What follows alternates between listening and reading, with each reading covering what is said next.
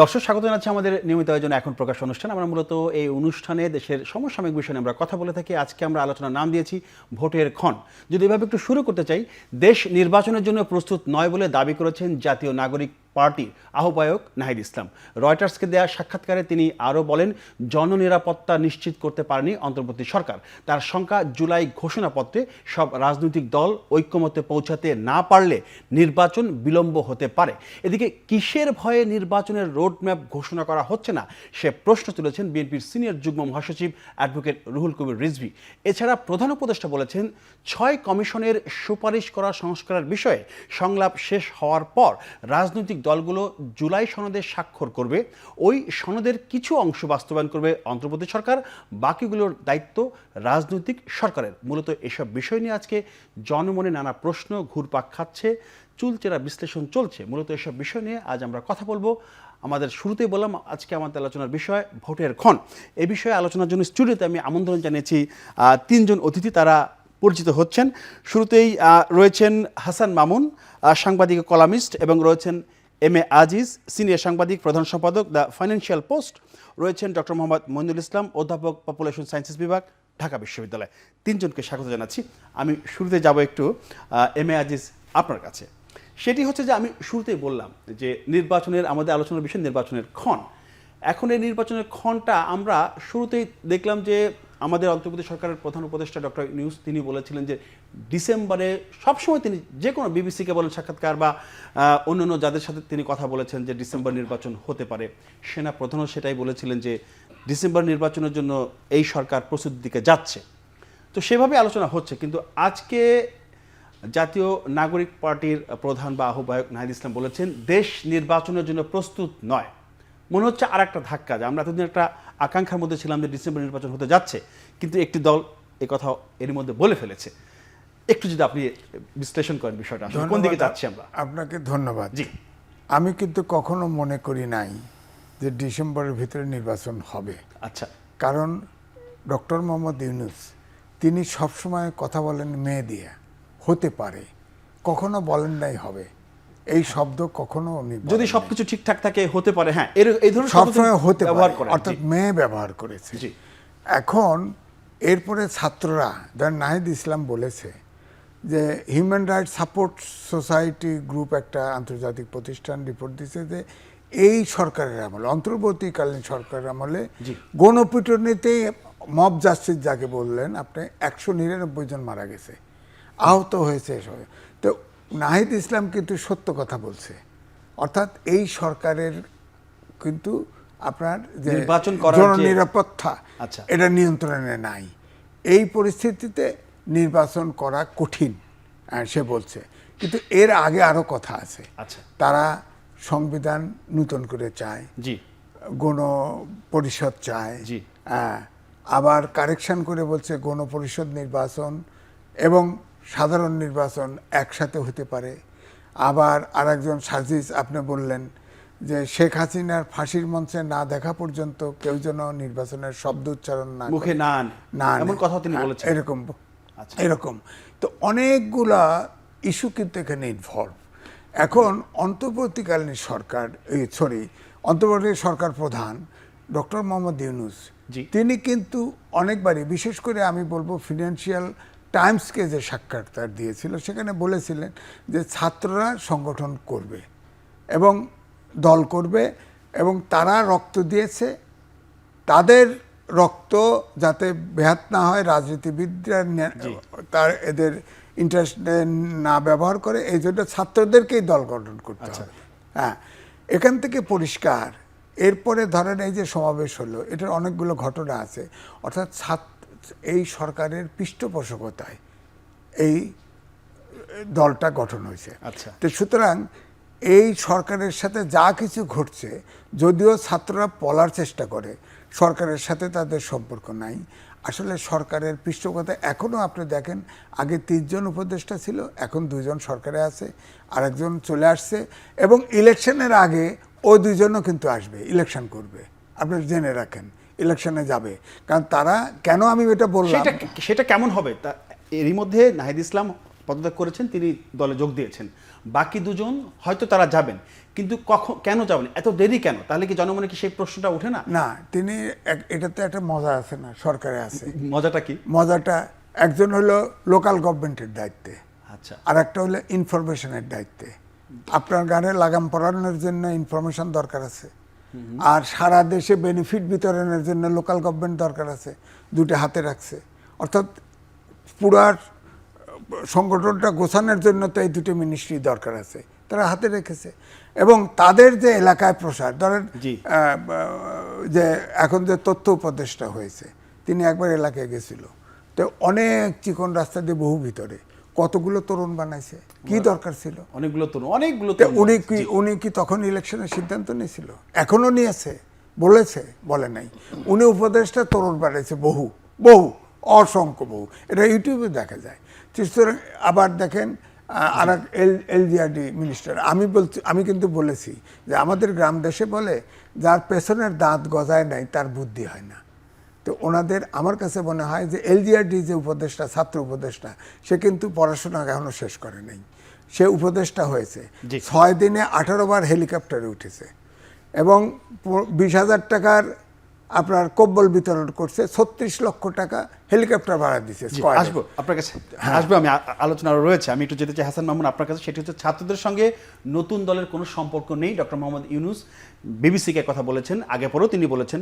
আগে পরেও ছাত্ররা যেটা বললেন আজিজ সাহেব, যে ছাত্ররা নতুন দল গঠন করবে, করতেই পারে, ছাত্র রাজনীতি করবে, উৎসাহ দিয়েছেন। কিন্তু রিসেন্টলি তিনি ছাত্রদের সঙ্গে নতুন দলের কোনো সম্পর্ক নেই, বিবিসিকে সে কথা বলেছেন। প্রশ্ন হচ্ছে যে এই যে জাতীয় নাগরিক পার্টি, এটা কিংস পার্টির যে সমালোচনা, সেই সমালোচনার প্রশ্ন অন্তর্বর্তী সরকারের পিছু ছাড়ছে না। কারণটা কি? মানে এই অবস্থায় আমরা কেন গেলাম আসলে? ধন্যবাদ। কিংস পার্টি এক অর্থে গঠিত হচ্ছে, আর এক অর্থে হচ্ছে না, সেটা বলা যায়। কোন অর্থে হচ্ছে না, কোন অর্থে হচ্ছে না, এই জায়গাটা কেন পরিষ্কার কোন অর্থে হচ্ছে না সেটা একটু বলি। সেটা হচ্ছে যে ডক্টর ইউনূসের কোনো রাজনৈতিক উচ্চাভিলাষ আছে বলে মনে হয় না। জি, তার সে বয়সও নাই, আর তার কিছু পাওয়ারও বাকি নাই, এটা হচ্ছে মূল কথা। এই অর্থে হচ্ছে না, কিন্তু আরেক অর্থে তো হচ্ছে। সেটা হচ্ছে যে প্রথম থেকেই ছাত্র সমন্বয়কদের একটা অংশ, যাদের নেতৃত্বে গণ অভ্যুত্থান হয়েছিল শেষ দিকে, এই গণ অভ্যুত্থান কিন্তু আগে যে 15 বছর ধরে যে লড়াই সংগ্রাম হয়েছে তা থেকে বিচ্ছিন্ন না, সেখান থেকেই শক্তিটা এসছে, সেটার ভিত্তিতেই হয়েছে গণ অভ্যুত্থান। কিন্তু নেতৃত্ব তাদের ছিল। আচ্ছা, তো তাদের একাংশ সরকারে জয়েন করে। সেটা কিভাবে হয়েছিল এটা নিয়ে অনেক আলোচনা আছে। এ বলছে এভাবে হয়েছিল, ও বলছে এভাবে হয়েছিল, কিন্তু হয়েছিল, তাই না? এবং তারা কিন্তু বেরিয়েও আসেনি। 2-3 মাস পর থেকেই কিন্তু কথা হচ্ছে যে তারা বেরিয়ে আসা উচিত যদি তারা রাজনীতি করতে চায়। তারা বেরিয়ে এলো 6 মাস পরে, এবং তাদেরও একাংশ, আরেক অংশ থেকে গেল, যেটা আজিজ ভাই বললেন, তাই না? তো এখানে তো প্রশ্ন ওঠেই যে সরকারি থেকে সরকারি সুযোগ সুবিধা নিয়ে তারা দল গঠন করছে কিনা, দল গোছাচ্ছে কিনা, এবং রাজনীতিতে প্রভাব বিস্তার করছে কিনা, এই প্রশ্নটা কিন্তু ওঠেই। তারা যদি শেষ দিকেও, অর্থাৎ 6 মাস পরেও একযোগে রিজাইন করে যদি দল গঠনে নেমে পড়তো, তাহলে কিন্তু এই অভিযোগ থেকে কিছুটা তারা রেহাই পেত এবং সরকারও কিছুটা রেহাই পেত। একটা বিষয়টা, তারা তো দল গঠন করবে, রাজনীতি করবে, মোটামুটি এটা পরিকল্পিত ছিল। তাহলে কি উপদেষ্টা পরিষদে তাদের যাওয়াটা যৌক্তিক ছিল কিনা? আমি তো মনে করি কালকে সমকালে আমার একটা লেখা বেরিয়েছে, সেখানে পরিষ্কার আমি বলেছি, আমি একাধিক লেখায় বলেছি যে তাদের মানে সরকারে জয়েন করাটাই উচিত হয়নি, এবং এতে সরকার বিতর্কিত হয়েছে, তারাও বিতর্কিত হয়েছে, এবং এতে জাতি কিন্তু উপকৃত হয়নি। এটা হচ্ছে আমার বক্তব্য। তো এখন মানে কিংস পার্টি ওই অর্থে হচ্ছে যে উপদেষ্টা পরিষদের একাংশ, যাদের রাজনৈতিক উচ্চাভিলাষ আছে, এবং উচ্চাভিলাষ আছে বলেই তারা কিন্তু এই যে নির্বাচন নিয়ে বক্তব্য দিচ্ছে, এবং কী ধরনের নির্বাচন হওয়া উচিত সেই বক্তব্যও দিচ্ছে, যে গণপরিষদ নির্বাচন আগে হওয়া উচিত, তাই না? বা স্থানীয় সরকার নির্বাচন আগে হওয়া উচিত, জাতীয় নির্বাচন এই বছরে হওয়ার সুযোগ নাই। এই কথা তো নাহিদ ইসলাম আজকে বললেন যে দেশের পরিস্থিতি পারমিট করছে না, দেশে অস্থিরতা বিরাজ করছে, তাই না? তো এর ভিন্ন বক্তব্যও কিন্তু আছে যে অস্থিরতা বিরাজ করছে বলেই জাতীয় নির্বাচন হওয়া উচিত। তাহলে হবে কি, সব কিছু শৃঙ্খলাবদ্ধ হবে, মানে স্ট্রিমলাইন্ড হবে। স্ট্রিমলাইন্ড হলে এই অস্থিরতা কাটবে। এই বক্তব্যটা, পাল্টা বক্তব্যটা কিন্তু আছে। আসবে এই প্রশ্ন নেই। ডক্টর মঈনুল ইসলাম, আপনার কাছে একটা বিষয় জানতে চাই। আপনি পপুলেশন সায়েন্সে কাজ করেন, শিক্ষকতা করেন, পড়াচ্ছেন। একটা বিষয়, একটা সময় ফার্স্ট বেঞ্চে যারা বসতো স্টুডেন্ট, তারা রাজনীতি করতো। ধীরে ধীরে সেই পরিস্থিতি বদলেছে। ব্যাক বেঞ্চে যারা বসতো তারা একটা সময় রাজনীতি করতো। এখন আবার সেই পরিস্থিতি একদম চেঞ্জ। এখন তরুণ মেধাবী ছাত্ররা তারা যখন রাজনীতির দিকে মানে ফেরত আসছিল, বিমুখ হচ্ছিল, ঠিক এখন বিপরীত চিত্র, একদম উল্টো চিত্র। ব্যাপক আগ্রহ, সক্রিয়তা রাজনীতিতে। এই পরিবর্তন হঠাৎ করে কেন আসলো শিক্ষার্থীদের মধ্যে? আপনাকে এবং পাশাপাশি আমার দুজন সম্মানিত আলোচক এবং এখন টেলিভিশনের যারা দর্শক শ্রোতা রয়েছেন সবাইকে আমি শুভেচ্ছা জানাই, এবং সেটি বলি আপনার যে গুরুত্বপূর্ণ একটি প্রশ্ন আমাকে করেছেন। দেখেন, এখন যেহেতু বিশ্ববিদ্যালয়ের শিক্ষকতার সাথে জড়িত, কিন্তু আপনার জেনারেশন টু জেনারেশনের মধ্যে যদি আমরা একটু তুলনামূলক আলোচনা করি, যেটা আপনি বললেন যে একসময় যারা ডাকসুর নেতৃবৃন্দ ছিল, যদি অতীত ব্যাকগ্রাউন্ড খেয়াল করে দেখেন, যে দেখা যেত সবচেয়ে সাহিত্য চর্চা যারা মেধাবী তারাই কিন্তু নেতৃত্বে ছিল। মাঝখানে আমাদের রাজনীতির মধ্যে এক ধরনের অবক্ষয় ঘটেছিল, এবং ব্যাপক অবক্ষয় বলবো, এবং ছাত্র সংগঠনগুলোকে আমরা অতিমাত্রায় রাজনীতিকীকরণ এমনভাবে করেছি যেখানে দেখা যাচ্ছে দলীয় রাজনীতির আলোয় নিয়ে যেটি ছাত্র বান্ধব যে রাজনীতি করার দরকার ছিল, বিশ্ববিদ্যালয় কেন্দ্রিক যে রাজনীতি করার কথা ছিল, সেটি না করে তাদেরকে আমরা কিন্তু মানে সমগ্র বিশ্ববিদ্যালয়ের বাইরে কিন্তু নিয়ে গিয়েছিলাম। মূলত তো ছাত্র রাজনীতি আমি বলছি যে বিশ্ববিদ্যালয় কেন্দ্রিক, তার পরবর্তীতে হয়তো বা অন্যান্য জায়গায় চলে গেছে। কিন্তু যে প্রশ্নটা আপনি বললেন যে এখন একটা পরিবর্তন আসছে, কারণ এই পরিবর্তনটা কি আমরা দেখতে পাচ্ছি যে একটা তরুণ যুবা যারা রয়েছে তাদের মধ্যে এক ধরনের অ্যাসপিরেশন, উৎসাহের জায়গা আছে। তারা একটা নতুনত্বের দিকে যেতে চাচ্ছে। তারা বিদ্যমান যে সংস্কৃতি যেই জায়গাটা বজায় ছিল সেখানে দেখতে পেয়েছে যে এখানে মানুষের অধিকারের রিফ্লেকশনটা হচ্ছে না, তারা বঞ্চনার শিকার হচ্ছে, এবং যারা যোগ্য তারা যোগ্য জায়গাতে তারা কিন্তু স্থানগুলো পাচ্ছে মানে, এবং এই জায়গাগুলো কিন্তু তাদের মধ্যে একটা হতাশাবোধ জাগ্রত করে। এখন কেন আগে আসেনি কেন, এখন কেন পরিস্থিতি এখন বদলেছে? তো পরিস্থিতি এক ধরনের পরিবেশ তৈরি হয়েছে এখন আসছে এই কারণে হচ্ছে কি, ছাত্রদের মধ্যে কিন্তু সবসময় কিন্তু দেখেন একটা নেতৃত্ব দেওয়ার একটা সুযোগ ছিল, এবং যত বাংলাদেশের আন্দোলন হয়েছে, যতগুলো হয়েছে, সকল রাজনীতির পিছনেই বলেন বা বড় পরিবর্তনগুলোর পিছনে কিন্তু ছাত্রদেরই অবদান। আমি সেই শুরু থেকে যদি মনে করেন, কাজী আপনি শুধু যে এখনকার কথা জানেন, এখনকার বলতে পারেন যে এই ছাত্ররা অনেক বেশি সচেতন হয়েছে। তাদের এই জেনারেশন যাদেরকে বলছি তাদের কতগুলো বৈশিষ্ট্য কিন্তু আমাদের খেয়াল করতে হবে। আমরা অনেক ক্ষেত্রে অন্যভাবে চিন্তা করি। যেমন ধরেন, যাদের জন্ম হয়েছে 1997 সাল থেকে 2012-র মধ্যে, তারা যে বৈশ্বিক প্রেক্ষাপটে যে সংস্কৃতির মধ্য দিয়ে ধাবিত হয়েছে তাদেরকে কিন্তু আমরা সঠিকভাবে রিড করতে পারিনি। এবং সেই জায়গাতে আমরা দেখতে পাচ্ছি যে এই ছাত্ররা বা এই শিক্ষার্থীরা যারা ছিলেন, তারা প্রথম হচ্ছে, আমি একটা ক্যারেক্টারিস্টিক যদি চিন্তা করেন, যেটাকে আপনার জেনারেশন জেড বা জেনারেশন জি যাদেরকে বলি, তাদের প্রথম জায়গাটাই হচ্ছে কি, দেখেন তাদের মধ্যে কিন্তু এক ধরনের আপনার ক্রিয়েটিভ সৃজনশীল মানসিকতাটা কিন্তু তাদের মধ্যে ছিল। দ্বিতীয়ত যে লক্ষ্য করে যে তাদের মধ্যে ওপেননেস বা উন্মুক্ত জিনিস, যে পরিবর্তনকে ধারণ করার একটা জায়গা। আর তৃতীয়ত যে জায়গাটা ছিল সেখানে আমরা লক্ষ্য করছি যে এক ধরনের সংবেদনশীলতার যে জায়গাটা। এই তিনটা কিন্তু এই জেনারেশনের মধ্যে শুধু আমাদের বাংলাদেশ না, বৈশ্বিক প্রেক্ষাপটে যদি লক্ষ্য করেন এই জায়গায় রয়েছে। এখন প্রশ্ন হচ্ছে যে এই জায়গাতে কোনো পরিবর্তন ঘটছে কিনা, এবং এই জায়গাগুলো যদি লক্ষ্য করেন যে হ্যাঁ, তাদের যে প্রত্যাশার জায়গাটা, সেই প্রত্যাশাটাকে আমি কিন্তু পজিটিভ অ্যাপ্রোচে বলতে যাচ্ছি। কিন্তু তারা যে পরিবর্তনটা আনলো, এই সমালোচনা কিন্তু রয়েছে, সমালোচনাও রয়েছে অবশ্যই, এবং এই সমালোচনা আসছে কখন আসছে সমালোচনা আসছে যখন দেখতে পাচ্ছি যে ভালোর দিকে ধাবিত হওয়ার চেয়ে বরঞ্চ আমরা একটু ঋণাত্মক মুখীর দিকে চলে যাচ্ছি। এখানে সুশাসনের ঘাটতির এক ধরনের লক্ষ্য করা যাচ্ছে। ছাত্রদের কাছে যা প্রত্যাশা, জাতির কাছে সাধারণ মানুষের যা প্রত্যাশা, সেই প্রত্যাশার মধ্যে এক ধরনের ব্যবধান তৈরি হচ্ছে। সেই ব্যবধানের জায়গা থেকেই কিন্তু এক ধরনের এখন জনমনে একটা চিন্তা বা ভাবনা চিন্তা আসছে, তারা কি আসলে সঠিক পথে আছে কি না। কিন্তু আসবো বিরতির পরে, একটা বিরতি, তারপরে জানবো যে তারা আসলে কোন পথে যাচ্ছে। একটা বিরতি নেব, তার আগে আমি যদি একটা প্রশ্ন রেখে যাই এম এ আজিজকে, যে ধরেন আমাদের ইদানিং বলা হচ্ছে সেকেন্ড রিপাবলিকের কথা শুনছি আমরা, খুবই জটিল একটা বিষয়, আমিও অত ভালো বুঝি না। তারপর আপনার যে নতুন শাসন কাঠামো, সংবিধান, এসব কিছু আমূল পরিবর্তন করে নতুন বাংলাদেশ তারা গড়বে। প্রশ্ন হচ্ছে যে এগুলো তো আছেই আমাদের, এই সেকেন্ড রিপাবলিকের কি যৌক্তিকতা আছে? আর সংবিধান, শাসন কাঠামো যা যা আমাদের আছে, এগুলো হয়তো কোনো একটা রাজনৈতিক দল যদি তার ব্যক্তিগত স্বার্থে কোনোভাবে ব্যবহার করে থাকে সেটা তাদের সমস্যা, কিন্তু সিস্টেমের তো কোনো সমস্যা নেই। এই জায়গাটা আপনি একটু ব্যাখ্যা করুন। সেকেন্ড রিপাবলিক, সংবিধান, আইনের শাসন কাঠামো, সেকেন্ড রিপাবলিক কতটা যৌক্তিক, এসব বিষয়ে আপনি বলবেন। তার আগে ডক্টর মইনুল যে শিক্ষার্থীদের যে একটা তাত্ত্বিক ব্যাখ্যা দিয়েছে সে বিষয়ে আপনি কিছু বলতে চেয়েছিলেন। না দেখেন, উনি তাত্ত্বিক ব্যাখ্যা দেন নাই, এটাই হচ্ছে লজিক্যাল ব্যাখ্যা জি এখনকার যুগে। কিন্তু এর বাইরে একটা যুক্তি আছে জি, বিজ্ঞানের যুগে, হ্যাঁ। এটা আলোচনা হয় না। যেমন আমাদের দেশে 1.5 কোটি লোক বিদেশে থাকে, বাংলাদেশে 18 কোটি জনগোষ্ঠী।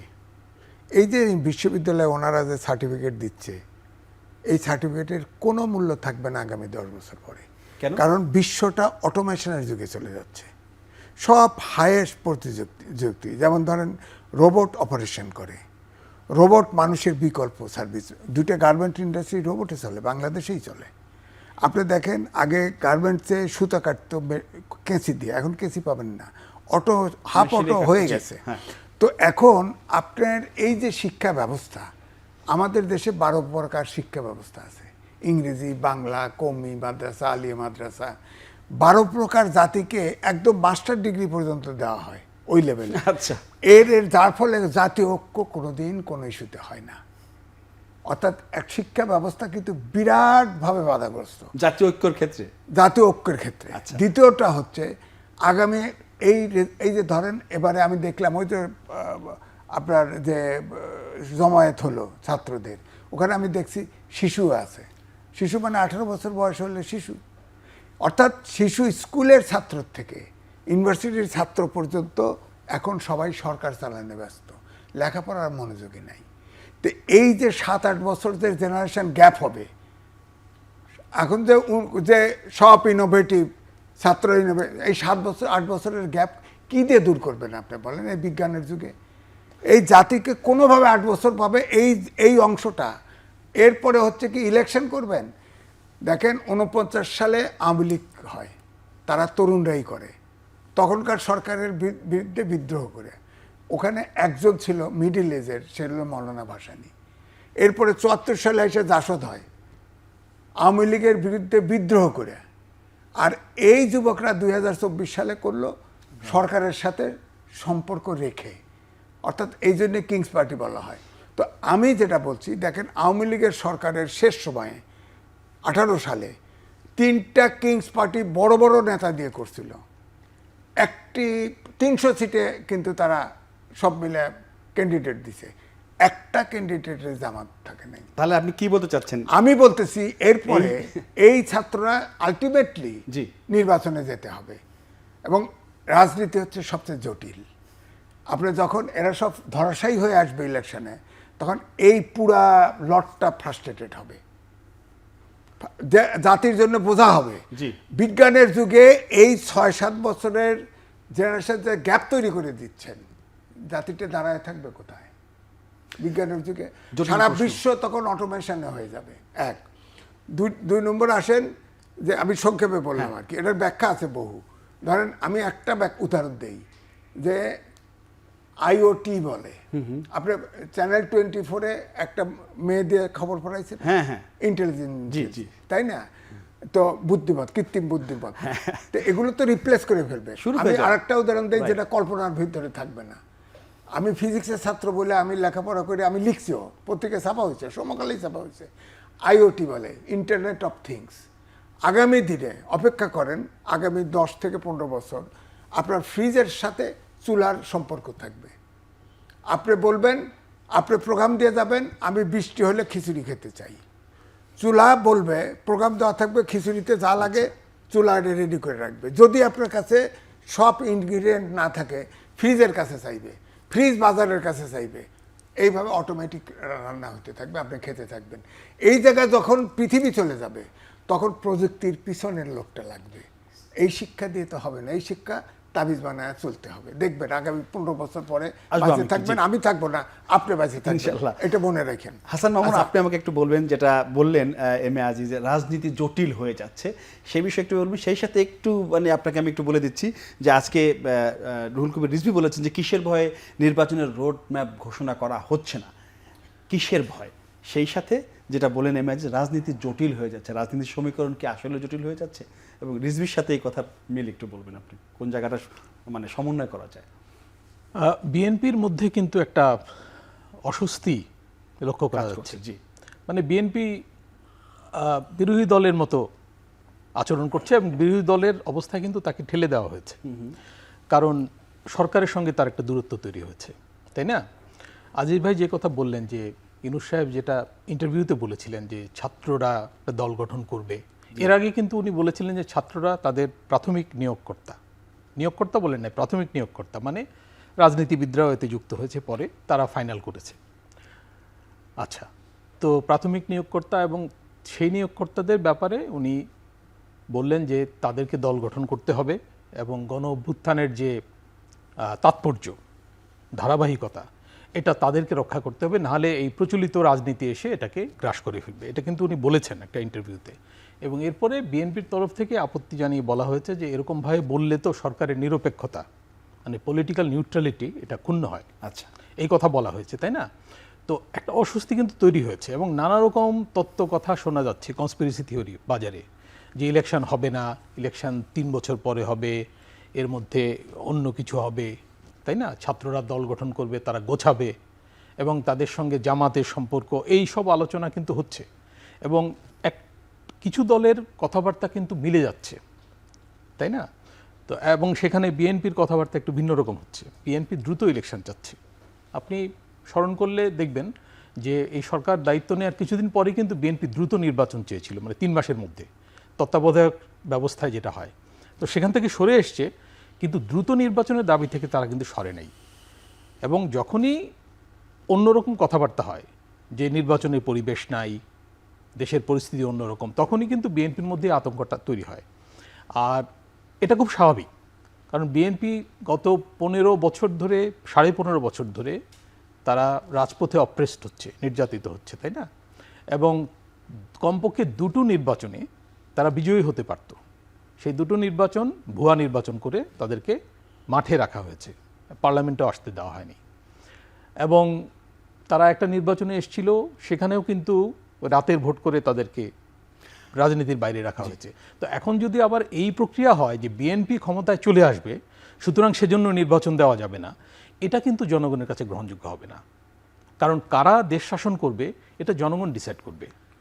এবং এখন দেশে যা পরিস্থিতি বিরাজ করছে, তাতে আমি একটু আগে বলেছি যে এটাকে শৃঙ্খলাবদ্ধ করতে, স্ট্রিমলাইন করতে নির্বাচন দিতে হবে। এবং আমি মনে করি যে আগামী 6 মাসের মধ্যে নির্বাচন হতে পারে। অনেকে বলছে যে বৃষ্টি বাদলের মধ্যে, বন্যার মধ্যে নির্বাচন হয় না। 1996 সালের নির্বাচন কিন্তু 12 জুন হয়েছিল, একেবারে বৃষ্টি বাদলের মধ্যে। তো পরিস্থিতি যদি ওইরকম হয়, বৃষ্টি বাদলের মধ্যেও নির্বাচন হতে পারে। এটা কোনো অজুহাত না যে বৃষ্টি বাদলের মধ্যে নির্বাচন হয় না, তাই না? আসবো আপনার কাছে। জি, একটু যেতে চাই ডক্টর মোহাম্মদ মঈনুল ইসলাম আপনার কাছে। সেটি হচ্ছে যে আপনি জেনারেশন জি নিয়ে কথা বলেছিলেন তখন। এখন যে বিষয়টা আমরা দেখতে পাচ্ছি, আমরা সবাই পত্রপত্রিকা, টেলিভিশন বা গণমাধ্যম খুললেই দেখি যে মব জাস্টিসের কথা বলা হচ্ছিল, সেটা এখন মব ভায়োলেন্সের দিকে একেবারেই চলে গিয়েছে। জাস্টিস বলা যায় না। বেশিরভাগ ক্ষেত্রে শিক্ষার্থীরা মানে জড়িয়ে পড়ছে, কিছু হলেই দলবদ্ধভাবে একত্রে গিয়ে তারাই বিচার আচার করছে। এরকম প্রতিদিন ঘটনা ঘটছে। শিক্ষার্থীদের একাংশ বলা উচিত, একাংশ, শিক্ষার্থীদের একাংশ, সবাই না, এটা ঠিক। আসলে জেনারেশন জি আসলে কোন পথে এগুচ্ছে? তারা কি সঠিক পথে আছে?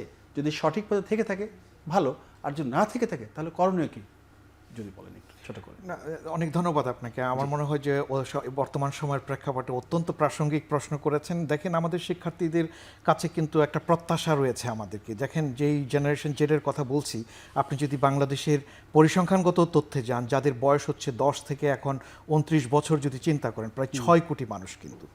আর যদি আপনি 15 থেকেও চিন্তা করেন যে 15 থেকে 24-এও যান, সেটিও কিন্তু প্রায় 3 কোটি 32 লক্ষের মতো। আর যারা ধরেন সামনে নির্বাচনে ভোট দিবে 18 থেকে 35 যদি মনে করেন, যেটা সরকারি ভাষ্যে যুব বলেন, সেটাও কিন্তু দেখা যায় যে প্রায় 5 কোটি 36 লক্ষের মতো মানুষ কিন্তু।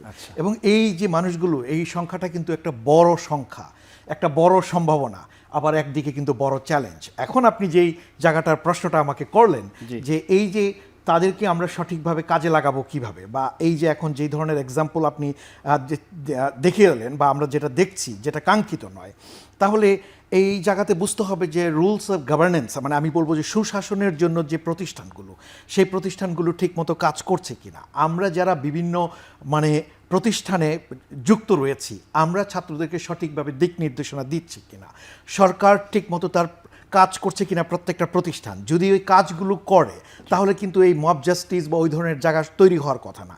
যারা নেতৃত্বে রয়েছেন তারা সঠিক নির্দেশনা তাদেরকে দিচ্ছেন কিনা, এমন একটা জায়গা যেখানে হচ্ছে নিয়ন্ত্রণ করার মতো যেই জায়গাটা, সেই নিয়ন্ত্রণটা কারা করবে এবং রেশনালিটি যৌক্তিকতার ভিত্তিতে জিনিসটা ঘটছে কিনা। আপনি দেখেন এমন একটা সময়ের মধ্যে আছি যখন বাংলাদেশ জনমিতিক লভ্যাংশ অর্জনের সময়কাল পার করছে, আর সামনে 12 বছর বাংলাদেশের জন্য অত্যন্ত অনুকূল সময়, এবং এই সময়টা যদি পার হয়ে যায় এবং এই ইয়ত যারা যুব তরুণ যারা রয়েছে তাদেরকে যদি এখন আমি কাজের ঠিক মতো না লাগাতে পারি, তাদেরকে যদি সুশিক্ষা আমি না দিতে পারি, সুস্বাস্থ্যবান তাদেরকে আমি যদি না করতে পারি, মার্কেটে যদি এমপ্লয়মেন্ট আমি জেনারেট না করতে পারি তাদের জন্য, কারণ এই শিক্ষার্থীরা আন্দোলন করেছে কি কারণে, শুরুই হয়েছে শ্রমবাজারে শিক্ষার্থীরা তো আসলে পড়ার টেবিল স্কুল কলেজ ছেড়ে দিয়ে রাস্তায় তাদেরকে আমাদের ক্লাসরুমে ফিরিয়ে নিয়ে আসতে হবে। সেটা তো জটিল একটা কাজ, সেটা কিভাবে সম্ভব? সেটির জন্য তো আমাদের কালেকটিভ সকল জায়গা থেকে কাজ করতে হবে। একটা হচ্ছে শিক্ষার জায়গা থেকে আমাদের যে পরিবেশগুলো তৈরি করে দেওয়া, যেমন দীর্ঘদিন শিক্ষা প্রতিষ্ঠানের মধ্যে যে ধরনের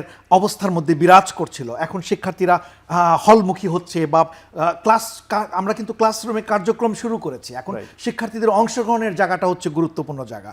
এখন মূল জায়গাটা হচ্ছে কি যে আপনার একটি সুনির্দিষ্ট একটি পক্ষকে কিন্তু এখানে দায়ভার দিলে চলবে না, এখানে কিন্তু কালেকটিভ জায়গা থেকে আমাদের সম্মিলিত জায়গা থেকে চিন্তা করতে হবে। এখন এই যে যেটা আজিজ ভাই বলেছিলেন না, ওই যে আমাদের মনে হয় হাসান ভাই বলছিলেন যে এই শিক্ষার্থীরা সরকারে গেল কেন, মানে সে সরকারে না গেলেও তো পারতো, তারা তো ক্লাসরুমে থেকে তারা বা মাঠের বাইরে থেকেও তারা করতে পারতো। এখন যখন তারা ধরেন ওই সরকারে গেল, যাওয়ার পরে একটা সমালোচনা তৈরি হলো, আবার দেখেন যে তাদের যে সংগঠন তৈরি হলো পরবর্তীতে, এই সংগঠনগুলো ঠিক মতো ফাংশনিং করছে কিনা, তাদের বিরুদ্ধে বিভিন্ন অভিযোগগুলো আসছে কিনা, এবং সেক্ষেত্রে আইন শৃঙ্খলা প্রতিষ্ঠান যেমন একটা জায়গা, কিন্তু এর বাইরে কিন্তু আরও তো অন্যান্য প্রতিষ্ঠানগুলো আছে, সেই প্রতিষ্ঠানগুলো ঠিক মতো কাজ করছে কিনা। আমি দেখি যে সমাজটাকে দেখি একটা কাঠামোর পরিসরে, সেখানে প্রত্যেকটা প্রতিষ্ঠানকে কিন্তু আপনার কাজগুলো ঠিক মতো করতে হবে। আমি দেখতে পাই এখানে একটা ঘাটতি রয়েছে, এই ঘাটতিগুলো শুধুমাত্র শিক্ষা প্রতিষ্ঠানে যদি শিক্ষক হিসেবে যদি আমাকে দায়ভার বলেন যে তাহলে কিন্তু হবে না। তো এই জায়গাটা হচ্ছে প্রত্যেকেরই দায়ভার। এই শিক্ষার্থীদের মনে করতে হবে যে সামনের যে সময়টা আছে এই দিকটা কিন্তু তাদের সুশিক্ষা তাদের নিশ্চিত করতে হবে, কোয়ালিটি এডুকেশন তাদের যাতে পায়, সেই জায়গায় তাদের দাবি দেওয়া কি আছে, তারা স্কিল দক্ষ হবে কিনা। আজিজ ভাই যেটা বলছিলেন সামনের যে সময় আসছে, আমরা একটা মেগা ট্রেন্ড সময় পার করছি, একদিকে মানুষ নগরায়িত হচ্ছে প্রচুর পরিমাণে, একদিকে জন্মহার আস্তে আস্তে কমে যাচ্ছে, একদিকে দেখা যাচ্ছে প্রযুক্তির একটা বিরাট পরিবর্তন আসছে, যেখানে আর্টিফিশিয়াল ইন্টেলিজেন্সের কথা বলছি, একই সাথে জলবায়ুর পরিবর্তন আসছে, এবং এই সামনের বৈশ্বিক প্রেক্ষাপটে শ্রমবাজারের চরিত্র পরিবর্তন হয়ে যাবে। সেখানকার জন্য আমাদের এই যুব শ্রেণী যারা রয়েছে তাদেরকে আমরা সঠিকভাবে গাইড করতে পারছি কিনা সেটি দেখার বিষয়। আক্ষেপের বিষয় যে 54 বছর আমরা দেশ পার করে ফেলেছি স্বাধীন, 54 বছর পরে এসো এখন সেই ঘাটতি নিয়ে আমাদেরকে কথা বলতে হয়, মানে শুরু থেকে সবকিছু শুরু করতে হয়।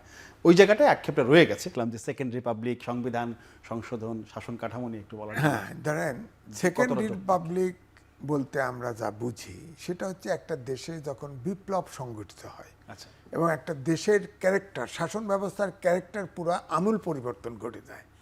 যেমন ফ্রান্সে একবার রাজা, আবার রাজা খাদাও গণতন্ত্র, আবার রাজা পুনরায়, এইভাবে এখন পঞ্চম রিপাবলিক কিন্তু ফ্রান্সে চলছে পঞ্চমটা। এছাড়া অনেক দেশই চলছে, ছোট বড় অনেক দেশই চলছে। ধরেন আমাদের দেশে একটা বিপ্লব কিন্তু ঘটেছে, সেটা হলো জিয়া রহমানের সময়, জিয়া রহমানের আগে, মানে 15ই আগস্টের পরিবর্তনের পরে এটাকে কিন্তু এক ধরনের বিপ্লব করা যায়, কারণ সিপাহী জনতার বিপ্লব হয়েছে। কিন্তু আসলে আমরা তো সেটাই বলি, সিপাহী জনতার বিপ্লব। হ্যাঁ, বিপ্লব বলি না। জিয়া রহমান কিন্তু বন্দী ছিল, কর্নেল তাহের তাকে গিয়ে উদ্ধার করে, তাকে না, কর্নেল তাহের তাকে তার সাথে একতাবদ্ধ হয়ে এটাকে বিপ্লব অর্থাৎ সমাজতান্ত্রিক লাইনে নিয়ে যেত। জিয়া রহমান কিন্তু বাইরে আসে নাই, কারণ সে ওখানে মানে আর্মির ভিতরে যে বেরোতো চরিত্রটা ভিন্ন হতো। হ্যাঁ, এখন দেখেন ওই সময়ে জিয়া রহমান যখন ঘুরে ফিরে বলের মতো ঘুরতে ঘুরতে ক্ষমতায় আসে, তখন কিন্তু এটা কিন্তু তাকে পুরা চেঞ্জ করতে হয়েছে। তখন কিন্তু মার্শালের ভিতর দিয়ে হয়েছে, আর্মি শাসনের ভিতর দিয়ে হয়েছে।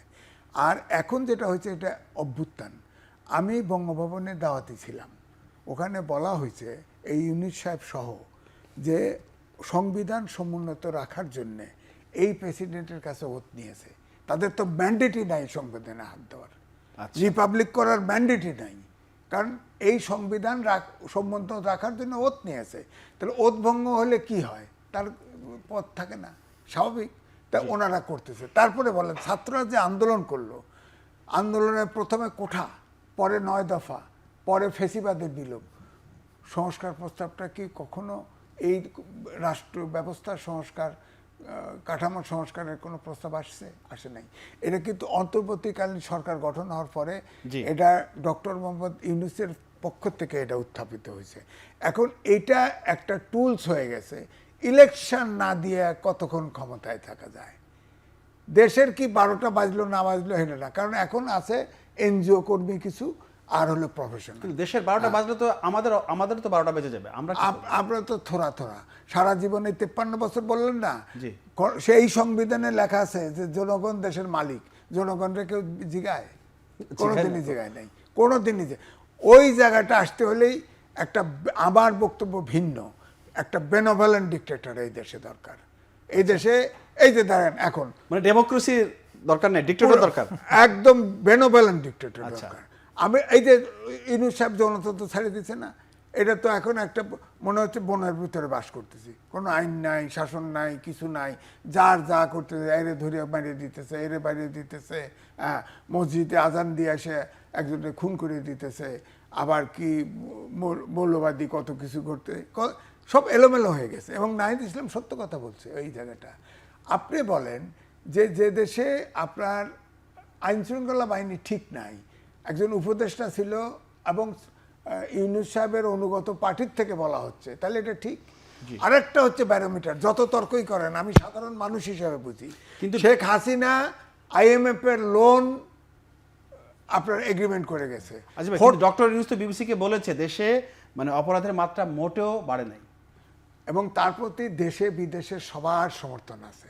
এখন সে পুরা পলিটিক্যাল ভাষণে লাইনে চলে গেছে, অর্থাৎ তার জন্যে এখন সে অসত্য কথা বলা শুরু করে দিছে। বিবিসি যেটা বলেছে এটা হলো রিয়েল একজন পলিটিশিয়ানের মতো ডিনাইল, পুরা জায়গাটা তার পক্ষে ছাড়া কোনো কথা বলে নাই। আর আগে যখন বলছে তখন ডক্টর মোহাম্মদ ইউনূসের মতো করে বলছে যে আমরা জানি না, এই যে নিউজে সাক্ষাৎকার দিচ্ছে, এটা হলো তার রিয়েল চরিত্র। ওই জায়গায় মানে হচ্ছে ছাত্ররা বলছে ওই যে কি গণপরিষদ কখন করবেন?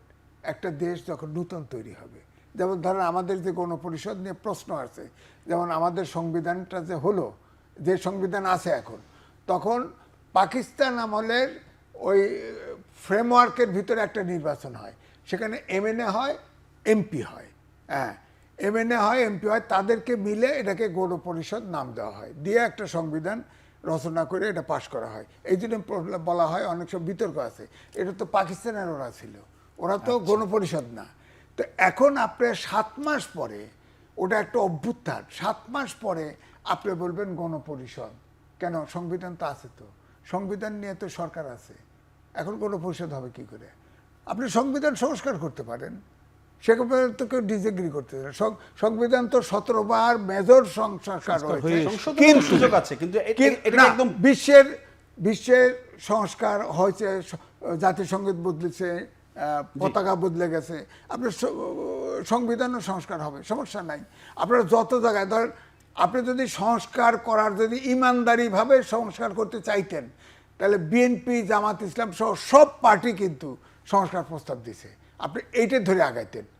আপনি দেশি বিদেশি লোক দিয়ে সংস্কার কমিশন করে দিচ্ছেন, এখন বিদেশের আদলে দেখেন। বলেন তো দেখি, একজন আমেরিকান সিটিজেন, তিনি ওথ বাউন্ড হয়ে সিটিজেন হয়েছে, তিনি বাংলাদেশের স্বার্থে কি করে কাজ করবেন? তিনি যদি একটা সংবিধান লিখে দেন, তিনি তো কাজ করছেন তো, এটা তো গিলোটিন হচ্ছে।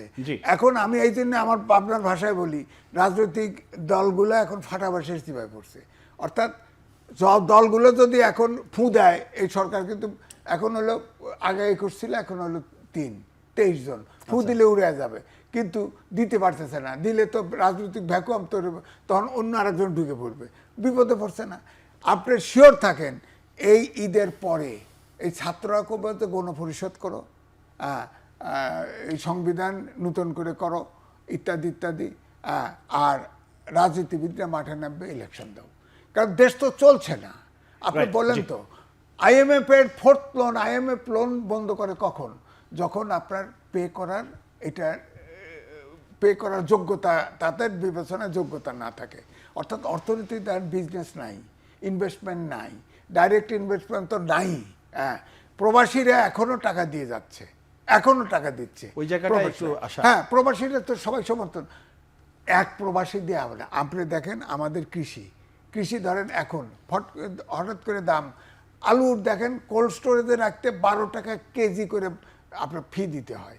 আপনি কি করে আলু খাবেন বলেন? সেকেন্ড, এই জন্য এটা অনেক বিতর্ক। অর্থাৎ একটা সরকার পরিচালনার কোনো একটা সেক্টর এই সরকার প্রপারলি আনতে পারতেছে না। সুতরাং যেহেতু দেশ চলছে না, আমরা তো দেশটাকে তো ফেল স্টেট বানাইতে পারি না। এই জন্যই বিরোধী দল পাবনা দলগুলো যে বলছে দ্রুত নির্বাচন, আমার কথা হচ্ছে ইউনূস সাহেব যেটা মেয়ে দিয়ে বলছে না, যে সবাই যদি হতে পারে, একমত হয় সম্ভাবনা। তাহলে অল্প আগে বলছিল, কিন্তু অল্প সংস্কার হলে অল্প সংস্কার নিয়ে যাব। সবাই যদি একমত হয়, যদি বেশি সংস্কার চায় আর একটু সময় লাগবে। আচ্ছা। আর যদি সংস্কার না চায়, সংস্কার ছাড়াই যাব বলছে না এই কথা, ওই কথার থেকে উনি সরে গেছে। এখন ওনার ক্ষমতার মোহ আসছে, ছাত্রদেরকে ব্যবহার করতেছে। আমার ধারণা এই দেশকে উনি ফোকলা করে ছাড়বে। আসবো, যদি সময় পায় আসবো। হাসান মামুন, আপনার কাছে শেষ প্রশ্ন, সেটি হচ্ছে যে যেমনটি তিনি বলছিলেন, আমি ওটা রেস ধরে একটু বলতে চাই যে মানে 6 কমিশনের সুপারিশের পরে, তাদের প্রতিবেদন পাওয়ার পরে, যে জুলাই চার্টার চূড়ান্ত করার পরে একটা অংশ অন্তর্বর্তী সরকার বাস্তবায়ন করবে, আর একটা অংশ রাজনৈতিক সরকার বাস্তবায়ন করবে। ছোট করে একদম 1 মিনিটে যদি উত্তরটা দেন, কিভাবে এটা? আচ্ছা, এটা সময় সাপেক্ষ ব্যাপার, এগুলো জাতীয় হবে না। জাতীয় ঐক্যমত্য কমিশন একটা হয়েছে না? জি, আচ্ছা, তো সেটার কর্মকাণ্ড কিন্তু একটু থেমে গেছে। আচ্ছা। এই কর্মকাণ্ডটা দ্রুত শুরু হওয়া দরকার, এবং মানে সংক্ষিপ্ত তালিকা করে সংস্কারের, যেটা এই সময়ের মধ্যে, এই পরিস্থিতির মধ্যে বাস্তবায়ন করা সম্ভব।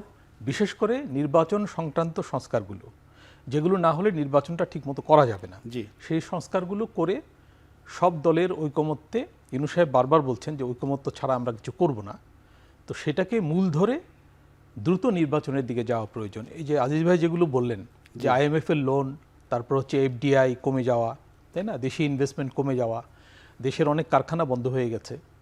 শুধু রেমিটেন্স, শুধু প্রবাসী রপ্তানি আয় দিয়ে তো দেশ চলবে না, দেশে কর্মসংস্থান দরকার। দেশে মূল্যস্ফীতি একটু কমেছে, আজকে খবর দেখলাম, মূল্যস্ফীতি পরিস্থিতি কিন্তু এখনও খারাপ, তাই না। রোজার বাজারটা সরকার মোটামুটি নিয়ন্ত্রণ করেছে এবার, এটা একটা সাফল্যের দিক, মানে অনেক ব্যর্থতার মধ্যে এটা একটা ভালো দিক। কিন্তু আইন শৃঙ্খলা পরিস্থিতি খুবই খারাপ। আইন শৃঙ্খলা উল্টো চিত্র, পরিস্থিতি ডেভিল হান্টের মধ্যে খারাপ হয়েছে। সুতরাং বুঝতে হবে পরিস্থিতি যথেষ্ট খারাপ, এবং তৌহিদি জনতার নামে যা চলছে এটা কিন্তু আন্তর্জাতিকভাবে ইউনূস সরকারকে শুধু না, দেশের ভাবমূর্তি খারাপ করে ফেলছে, তাই না। তো এই অবস্থায় আমাদেরকে আসলে এত কথা না বলে, এত তথ্য কথা না বলে দ্রুত নির্বাচনের দিকে যেতে হবে। আমি এর কোনো বিকল্প দেখি না। ধন্যবাদ। আমি শেষ প্রশ্ন ডক্টর মইনুল আপনার কাছে করতে চাই, সেটি হচ্ছে যে দেশের ভেতরেই শিক্ষার্থীরা ভবিষ্যৎ দেখবে এমন শিক্ষা ব্যবস্থার স্বপ্ন দেখেন শিক্ষা উপদেষ্টা, নতুন শিক্ষা উপদেষ্টা। মানে স্বপ্ন দেখতে দোষ নয়, আমি স্বপ্ন দেখতেই পারি, কিন্তু এই স্বপ্নের বাস্তবায়ন আসলে কত দূর? চমৎকার প্রশ্ন করেছেন। দেখেন, মানে আমরা আসলে শিক্ষা নিয়ে কতটুকু ভাবনা চিন্তা করছি। আমাদের একটা শিক্ষানীতি ছিল, কিন্তু 2010-এ একটা শিক্ষানীতি হয়েছে। নীতির কি বাস্তবায়ন হয়েছে? আমাদের এরকম অনেক নীতি কৌশল আছে, আমি নাম ধরে বলতে পারি, যে আমরা নীতি তৈরি করি কিন্তু বাস্তবায়ন করি না। আমরা স্বপ্ন দেখি কিন্তু স্বপ্নের বাস্তবায়ন হয় না। কেন হয় না? তার কতগুলো ব্যারিয়ার্স আছে, কতগুলো প্রতিবন্ধকতার জায়গা আছে। আপনি শিক্ষাক্ষেত্রে কি আমরা পর্যাপ্ত বিনিয়োগ করেছি? আপনি যদি বৈশ্বিক মানদণ্ডে যান, আপনি দেখবেন যে শিক্ষা এবং স্বাস্থ্য, এই দুটো হচ্ছে মানব পুঁজি, যাকে ইংরেজিতে বলে হিউম্যান ক্যাপিটাল। এই দুটো তৈরি করার অত্যন্ত গুরুত্বপূর্ণ ইনভেস্টমেন্ট করতে হয়। আপনি দেখেন শিক্ষা ও স্বাস্থ্য হচ্ছে সর্বনিম্ন বিনিয়োগ করেছি আমরা এই 53 বছরে, আমরা পর্যাপ্ত পরিমাণে বিনিয়োগ করিনি। শিক্ষাক্ষেত্রে তো করিনি। প্রচুর চেঞ্জও করেছে, এখন হুটহাট শিক্ষা, change মাননীয় করেছে। শিক্ষা, নতুন শিক্ষা উপদেষ্টা চিন্তা করছেন যে বিনিয়োগ করবেন। হ্যাঁ, বিনিয়োগের পাশাপাশি দেখতে হবে যে এটার বাস্তবায়ন হচ্ছে কিনা। আমরা অনেক ক্ষেত্রে দেখা যায় বাজেটে বরাদ্দ হয় কিন্তু বাস্তবায়ন করতে পারে না, সক্ষমতা তৈরি হচ্ছে না। এই ব্যারিয়ারগুলো কিন্তু আইডেন্টিফাই করতে হবে। এবং আমি মনে করি যে নতুন শিক্ষা উপদেষ্টা, উনি নিজেও ঢাকা বিশ্ববিদ্যালয়ে আমার সহকর্মী ছিলেন, এবং আমি অবশ্যই ওনার মঙ্গল কামনা করি। এবং পাশাপাশি উনি যদি মনে করেন যে আসলে শিক্ষাটাকে এই সামনের দিকে সময়টা রেখে এতগুলো সংস্কার সংস্কার কমিশন আমরা করেছি, আমরা শিক্ষাকে কোনো সংস্কার কমিশন করিনি। কিন্তু শিক্ষাক্ষেত্রে অনেক ধরনের প্রতিবন্ধকতা আছে। আপনি উচ্চশিক্ষাতে সমস্যা, মাধ্যমিক পর্যায়ের সমস্যা এবং প্রাথমিক পর্যায়ের সমস্যা, প্রত্যেকটি ক্ষেত্রেই কিন্তু বড় ধরনের চ্যালেঞ্জ রয়েছে। এবং শিক্ষাতে যদি আপনি বিনিয়োগ না করেন, এই বিনিয়োগটা শুধুমাত্র আর্থিক বিনিয়োগ না, এখানে কিন্তু গুণগত শিক্ষা কিভাবে তৈরি হবে তার জন্য কিন্তু ইন্ডিকেটর, মানদণ্ড রয়েছে, সেগুলোকে অত্যন্ত গুরুত্বের সাথে যারা নীতি নির্ধারক রয়েছেন তাদের ভাবতে হবে। আমরা আসলে সেভাবে গুরুত্ব দেইনি, এবং এই গুরুত্ব না দিলে আপনার এই জনমিতিক লভ্যাংশ অর্জন করার যে সময়কাল বলেছি এটি আমরা কিন্তু পূর্ণাঙ্গ। অসংখ্য ধন্যবাদ ডক্টর মোহাম্মদ মইনুল ইসলাম আপনাকে এবং এম এ আজিজ হাসান মামুন, তিনজনকে অসংখ্য ধন্যবাদ জানাচ্ছি। দর্শক, অনুষ্ঠানে একদম শেষ পর্যায়ে এসে গেছি। শুধু যাওয়ার আগে বলতে চাই যে জাতীয় নির্বাচন আসলে করার আগে দেশের যে রাজনৈতিক পরিস্থিতি, স্থিতিশীলতা, সেই জায়গাটায় মনোযোগ দিতে হবে। কারণ এখনকার যে পরিস্থিতি, এই পরিস্থিতির মধ্যে জাতীয় নির্বাচনের মধ্যে একটা বড় নির্বাচন করা আসলেই কঠিন এবং প্রশ্ন সাপেক্ষ ব্যাপার। সেই বিষয়ে আমাদেরকে আরও সজাগ হতে হবে, সেদিকে আমাদের এগিয়ে যেতে হবে। আজ এ পর্যন্তই। আগামীতে নতুন কোনো বিষয় নিয়ে আমরা কথা বলবো। সে পর্যন্ত সবাই ভালো থাকবেন, নিরাপদে থাকবেন। সবাইকে ধন্যবাদ। শুভরাত্রি।